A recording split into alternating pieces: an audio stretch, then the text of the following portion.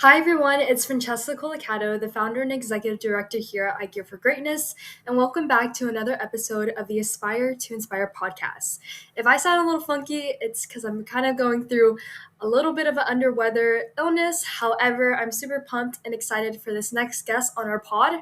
Her name is Dazya Mitchell. She is a former decorated collegiate athlete and Magna Cum Laude graduate from Clark Atlanta University, a two-time state qualifier, and the only female from Ball High School history to compete at the Texas State Cross Country Meet.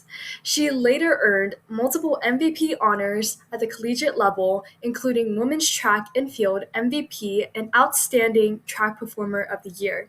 She now serves as the Community Engagement Coordinator at Groundswell and is passionate about wellness, growth, and community impact. We are super excited to have her on this podcast, and I hope you learn a lot. And make sure to follow across all of our social media platforms at Gear for Greatness and subscribe to our newsletter, The Podium, so you do not miss a single update. I hope you guys enjoy this episode and learn a lot from Dazya's journey as an athlete to where she is now at Groundswell.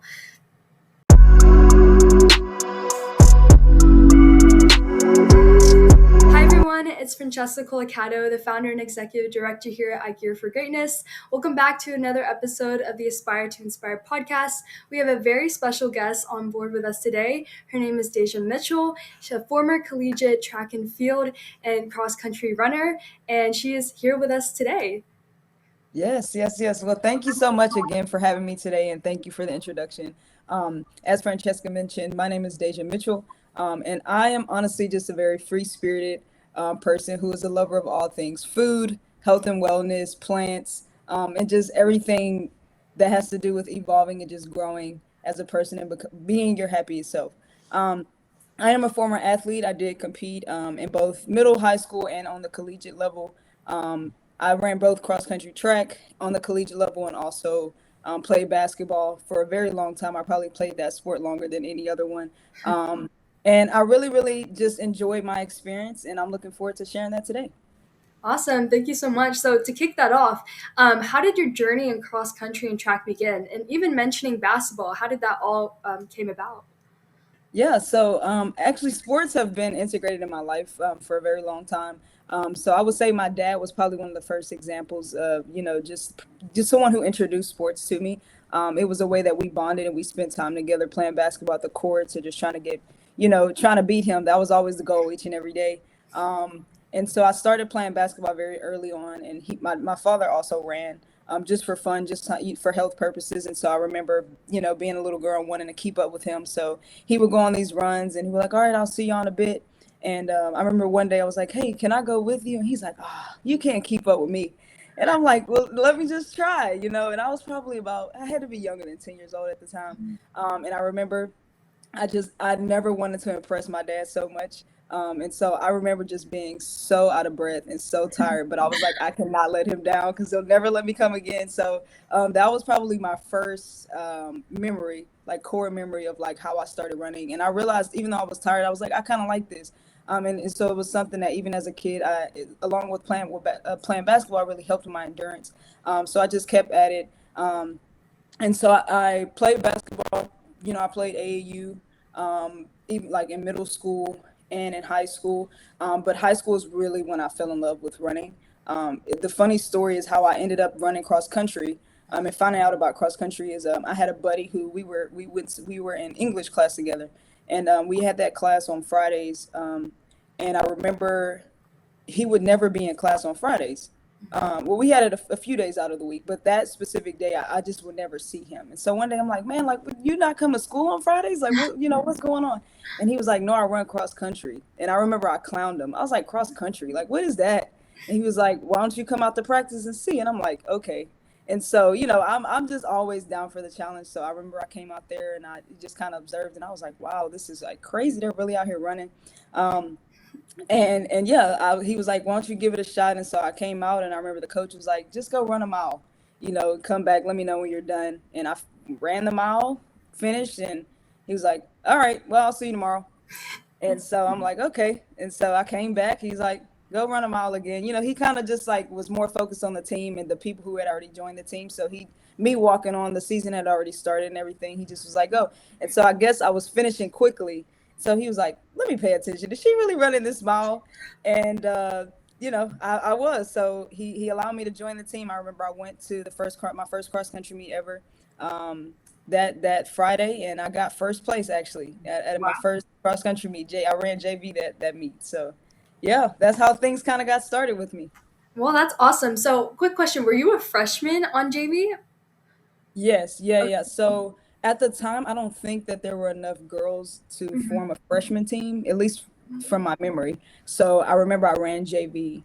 And I just was like so scared. It was a little confusing because cross country can be like, if you're like not with the group, or it's just like you got to follow the cart. It's easy to like get off track. So yeah, I was definitely very confused and scared, but I was like, as long as I can run, that's all I need right now. So yeah. That's awesome. And then also too, you made history by being the only female in Ball High School history to compete at the Texas State cross country meet, not once but twice, if I'm not mistaken. So, like, what did that mean to you, especially for young females? And like you mentioned, there was not that many girls at that time. Yeah. Honestly, even just like, preparing for this interview, I really had to jog my memory, and I was like, wow. It feels so nostalgic, and I'm still very grateful to hold that title. And just honored. I remember, like I said, joining cross country was, I would say, a complete accident. Yeah. I knew I liked to run. I knew I liked sports, but I had no idea that there was a sport specifically for folks who like to run distance. So finding that really, to me, I feel like was just divine. Um, and so being able to, discover this sport and also excel in it, I feel like it really was just like, I'm still in shock. I feel like sometimes, I still run from time to time, just on my own time, just for health purposes and just to kind of, clear my mind and stuff like that. But just reflecting back and, seeing my accolades and stuff like that and holding that title, it really does mean a lot for me.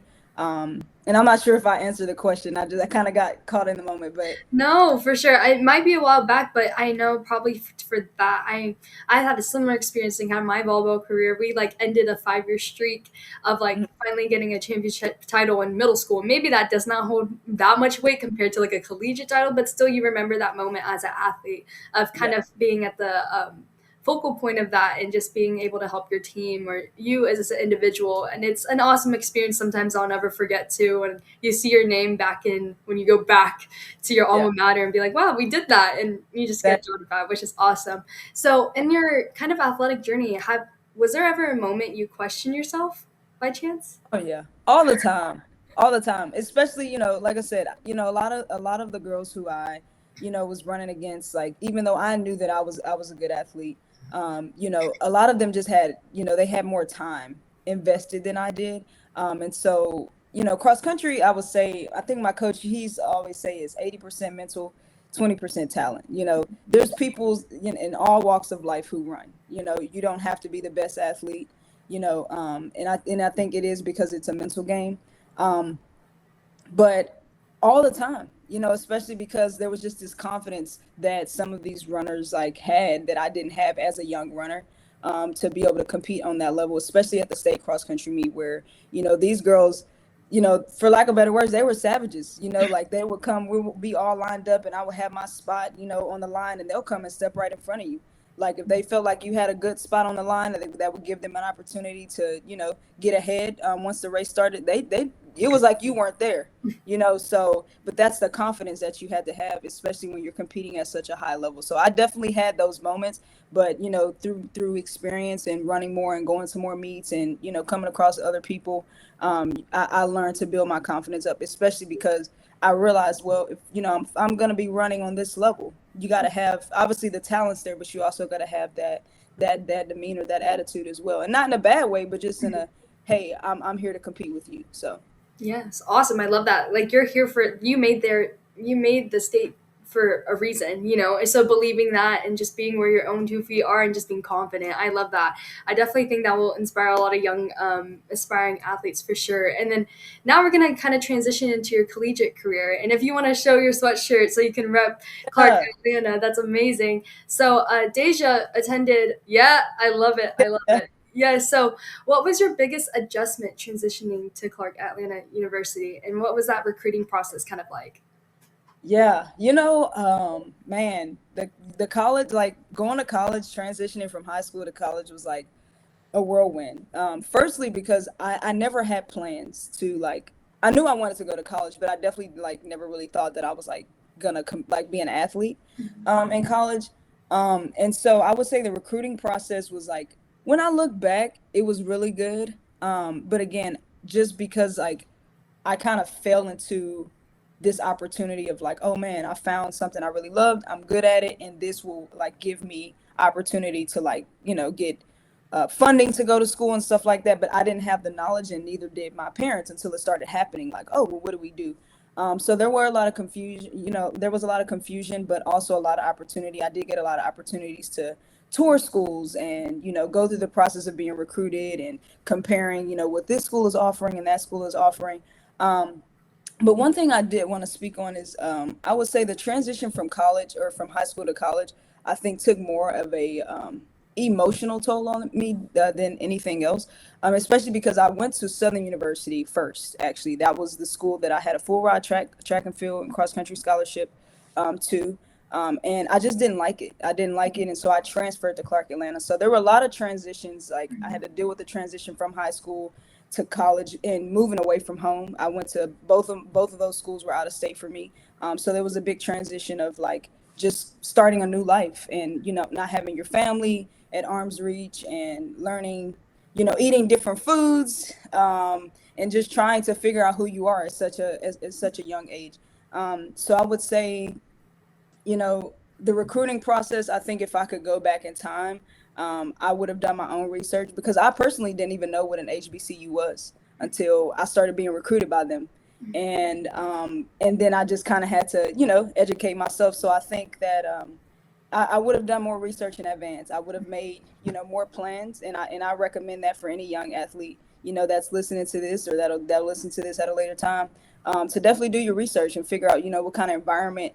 I think a lot of people focus on, oh, well, what do I want to major in? But our minds change, especially being so young. So I think, yeah, consider, obviously the big thing is like, does this school have the degree that I want to get, the major that I want to major in? But also it's like, what kind of environment do I want to be in? What kind of people do I want to be around? How far do I want to be from home? Like, what can I manage to help the transition be smoother for me? Um, and so, yeah, like I said, I think, you know, moving moving away from home definitely takes more of an emotional toll and just like learning to adjust to those changes. But I would say overall, when I transferred to Clark Atlanta, I think it was definitely the right move for me. I loved the city. I loved Atlanta. And I just loved how diverse Atlanta was. And just Clark Atlanta, I feel like there was a lot of different folks from a lot of different places versus Southern, which is kind of just more folks from the South. And I wanted to experience, different people and different things so that I could grow as a person. Awesome. I love that. And then kind of touching on that recruiting story too, like do you feel like you had the resources at the time, like the support that you needed? That is one big mission here at Gear for Greatness, that we're trying to support athletes in that recruiting journey and helping them get those resources so they understand what's like a good fit for them when they're seeking those colleges they may want to pursue at the next level. Yeah.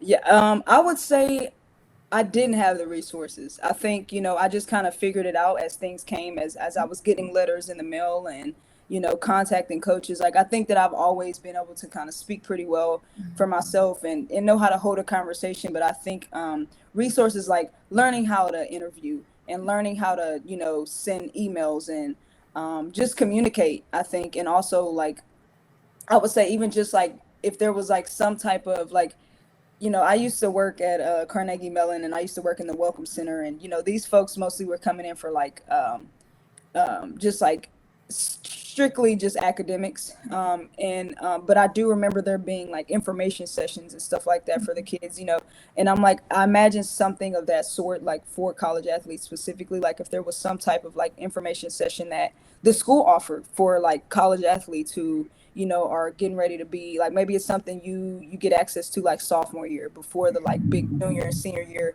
recruitment process of like, this is what to look out for, and this is kind of how the process goes. Like something like that, I think would have been super helpful. Because like I said, I didn't even realize that there was opportunities available for college athletes. I just was simply doing it for the love of the sport. And just to do it. I found something I love. So I think if there were more opportunities, I don't think that I had the resources that a lot of folks now do have, and I'm happy. I'm so happy, and I'm happy to be a part of the process of providing those resources. But I definitely think there could have been more during my time, for sure. Awesome. Okay, well, thank you so much for that and just that perspective. And then kind of also kind of celebrating you as well. You earned multiple MVP honors. What separated you from the competition, if you think? Yeah, I really think just like, not to be redundant, but really I think it was the love for the sport. I would also say that running kind of helped me through a lot of phases of just in my life. I've been through a lot of stuff. Even just to still be such a young person, like I've navigated a lot of different things in my life, and so I think a lot of my like dedication and you know just like resilience with the sport has just been simply because of the love, and also just like wanting to be great. I still carry that desire in my heart, and I just kind of disperse it in other areas of my life now. At one point I just kind of poured all of that into like running and sports and just competing and all of that, but since graduating from school and not necessarily competing anymore, maybe a road race every now and then, but just not competing on that day-to-day basis, week-to-week basis. I've learned to just kind of disperse that passion that I have into other areas of my life, like whether it's my career or just personal growth and development or whatever it may be. I would say definitely I've always had the heart. I've always had the heart.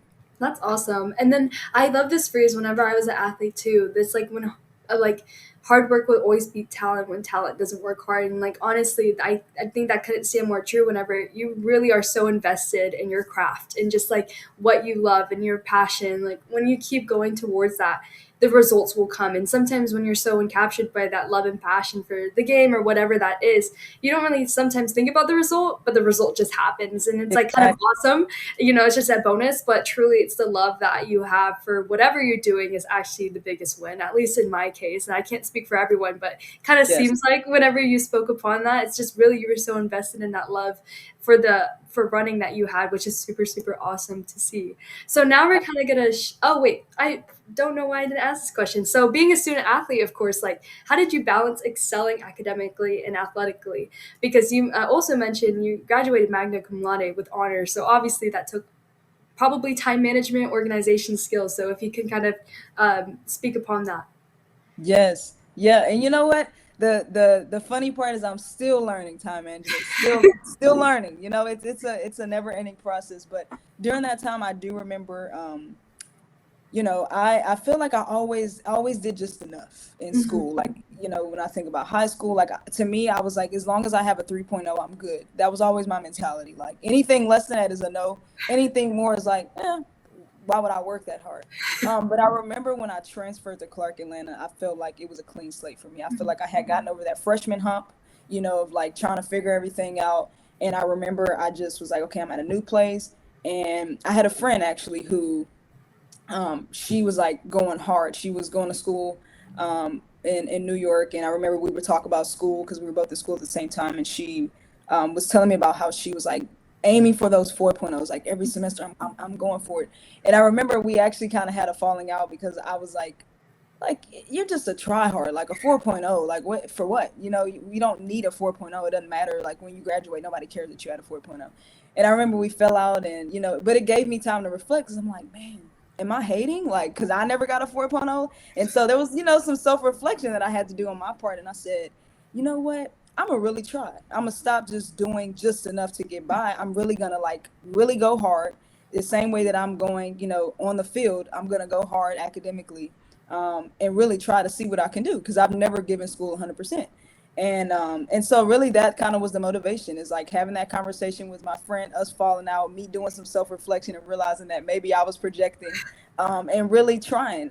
And so it definitely took a lot more time. Like I invested a lot more time in like being organized. So using planners and just like really sketching out my days in advance, so that I knew what was ahead of me instead of just kind of trying to keep up day to day. So that was a big life changer. A calendar, still my best friend. Calendar, definitely writing everything out, just to try to stay on top of things has been like, that was definitely something that helped me to achieve those goals of getting 4.0s and graduating with honors. And it's something I still use in my day to day, whether with work or my personal life. I always laugh and joke with my friends of, hey, tell me if you have something you want me to be at, let me know and I'll put it on my calendar, because if it's not on my calendar, it doesn't exist, So I'm the I'll, same way. Oh my goodness.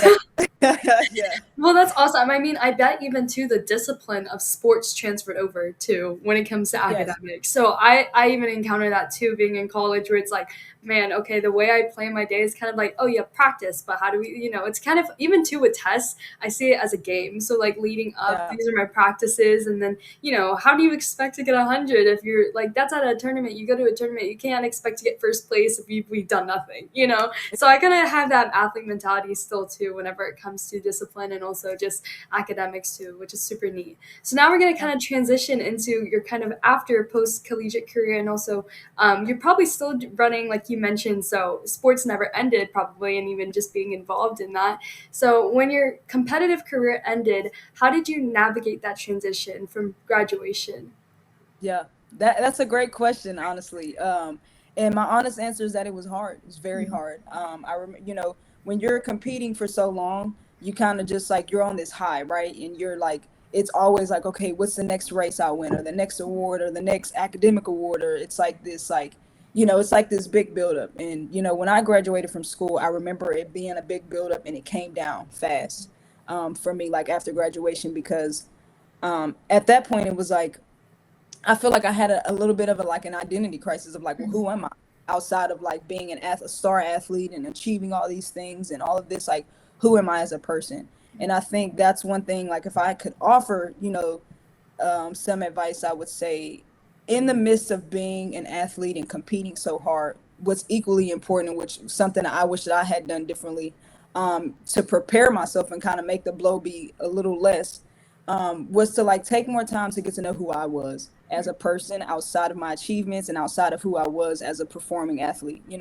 Um, so it was difficult for me, but I think that that's why I've chosen to just kind of invest in myself the way I do now, of like, okay, I still do enjoy this aspect of my life, and like going to the gym or just running for fun, or just like, sometimes I literally would just go for a run just to make sure I still got it, like for no other reason, than that. Like, I just am like, let me see how if I can still run a mile under, 8 to 10 minutes, or case may be. So I would say it is going to be a transition. Life brings transitions, and life is ebbs and flows, and I think it's just a matter of adjusting. But I do think that it's not the end of the world. It's just learning who you are after that chapter has ended, and how you can apply what you've learned and who you were at that point, into your life as it changes shape, essentially. Well, that's awesome. That's super inspirational. And I definitely think, even just for me, transitioning from athlete to kind of this new chapter in my life, like it's super important. Like you invest so much time, energy, and it's kind of sports is your world, especially when you're hanging around with the same friends who are also your teammates. You're Mhm. traveling together, then you're eating those meals, and then you're on the court together. So that's kind of your world. And then stepping out of that and like not having those practices every day or those trainings and around those people, it's very different. And Yeah. so, yeah, I definitely can sympathize in those feelings and emotions. And I know a lot of other people will. So, how did your athlete mindset prepare stepping into leadership outside of your career? Yeah, well, just kind of piggybacking on what you're saying, I think, the beautiful thing that sports offer, is, at least, for me, I really wasn't brought up in a home where like my family was super close, outside of the folks, I guess, who were in my home, but like extended family was like, it ran really short. And so getting, being able to connect with teammates and make friends, and learn how to build relationships and stuff like that, is something that essentially at some point you'll replicate those core values that you learn, into your life. So I think it's like chosen family. You don't really, or the family that you're born into. You don't really necessarily choose that family per se. Maybe in another life, in another realm, but it's like chosen family is kind of like, okay, the teammates that you um you are given, right? You don't necessarily choose them. You just kind of like come into this together. You guys learn how to bond, and I think that's essentially kind of how it is. Once you step out into the world and you start your life and you're no longer competing day to day and stuff like that, is like you get to replicate the things that you learned of, like, all right, I still have my family that I was born into, but I also now have a chosen family and folks that I choose who I want to be in community with, and who I'm in alignment with, right? And so I think that learning how to nourish and pour into relationships, because the big thing too is learning how to mesh and be successful with the team is learning how to get along. I remember those team building exercises, or having to like hype each other up if so and so's not having a good game, or so and so's not feeling the best, or whatever the case may be. And that's how friendships are born, right? I still talk to some of my old teammates to this day. We visit each other in different states and stuff like that. And I'm grateful for those relationships. And I'm kind of going on a tangent, but I think sports are embedded in me. Essentially what I'm saying is they're embedded in me because I learned how to form relationships, maintain relationships, even when things got hard, when things were difficult, even if we lost a game or whatever the case may be, still having to come together as one and learn how to conflict resolution. I think you learn through sports. That's a great one. Relationship building, and just honestly being disciplined, and having that structure. I think all of those things have allowed me to be able to show up as a professional, and learn how to, we might not be on the court together, but we might be in this meeting. We might be trying to, roll out this new campaign together. And, your graphic designs combined with my social media skills, combined with your, administrative skills, like we bring this together, then we can make this big goal that we have happen, similar to which in sports is like, we want to win. That's the big goal, right? So I would definitely say that all the little things, stepping out into the world as an adult, I just kind of take the values from sports and apply them in my life now. And you just can't think about it so literally, but if you kind of think about it on a grand scheme of things, it all makes sense. So Awesome. Yeah, you even answered some of the other questions too, so that's perfect. Like, awesome. So, what is your role now that you're the community engagement coordinator at Groundswell? So, what does that kind of mean to you? And then, if why is food access and wellness work important to you as well? yeah, this has honestly been my favorite job. This has been the best job that I've ever had. And you know, I'm really grateful. I'm grateful mostly because I feel like the work that I've done, just like personally, has like given me the opportunity to be in this role. I don't think that, I do believe that, who you are as a person, that your life kind of mirrors and reflects that, and the opportunities that come to you are a representation of who you are as a person, and just like kind of where your heart is, right? And this job specifically is like, you definitely have to have heart. It's not just a job, it's like the work that we're doing and making sure that our community has access to, good food, and serving certain communities of folks who are, maybe, in a food desert, or experiencing, food insecurities, or whatever the case may be. I deal with a lot of different people. And I'm grateful to be able to connect with different people, no matter their circumstances. Um, but I really enjoy what I do, and I think that it's kind of similar to what we talked about earlier, of like, I think that I excel so much in sports because my heart was in it, and Yeah. the passion was there. And I feel the same way, Mhm. being the community engagement coordinator with Groundswell. Is my heart's in it, and I think that even on the rough days, or even, I'm only on year 2. I just made a year in January, actually. But I remember the hard days and like trying to figure things out, and regardless, I was always able to get through those hard days, and I'm still able to get, through those hard days, because when it's all said and done, what I'm doing is what I love. And I'm just grateful. I'm grateful to be the person, to be the face, to be the person that gets to speak on behalf of the organization at times, and to be hands on in those cooking classes, or at the farmers market, or whatever the case may be. So again, just like in sports, my heart was there. No matter if I had a bad race or whatever, I would always come back again and again. So Awesome. I love that. That's super impactful too. The work that you're doing is super meaningful, especially in today. And like a lot of people experience, food insecurity. So for you and then your team, of course, to provide that through mission driven work is super, super awesome and truly impactful, which is thank you for what you guys are doing. So now we're kind of gonna like shift into inspiring the next generation. So what advice would you give young female athletes who want to break barriers? Yeah, well, the first thing I would say is, when you're breaking barriers or you're the first person to do something, whether it's in your family or whatever, the road's not going to be easy. I never try to lie to anyone and say, oh, yeah, it was easy. No, it's not easy, but it's worth it. And, if I had to give a piece of advice, I would just say, again, just pouring all of what you have into what you want to do so that the results will come. They may not come in our time, and I think that's something that we learn over time, is everything doesn't happen how and when we want it to, but it will happen as long as your heart is there. And I also think, just trying your best. I think that cliche saying of like your best is enough, that's real, and sometimes we get away from that. But if today your best was 30%, then that's what you had. But if you can leave off the field that day and know that you did give your best regardless of what the percentage was, then that's really all that matters. And just not be afraid, and if you are afraid, don't let it stop you, at least.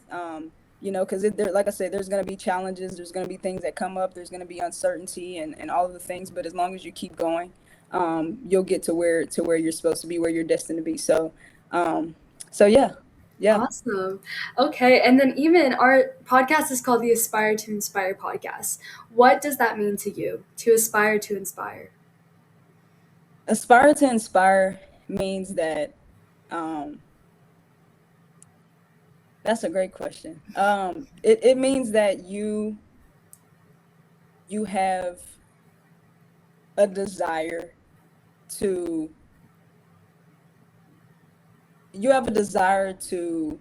share your story in hopes that it will impact someone else, that it will follow in your footsteps someday, or along the path, and hopefully be able to offer them some tokens of wisdom to carry with them as they navigate their journey.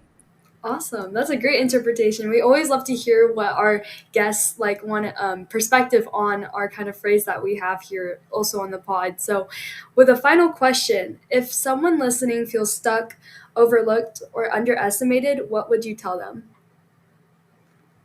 Be bold, be confident, and even if you don't know what you're doing, just act like you do. I do every day, and even in this role of having to go to speaking engagements and stuff. Speaking engagements used to be my biggest nightmare. But faking it till I make it is one of the things that I would say I use every day to just help me propel, because the more that you do it, the better you'll become.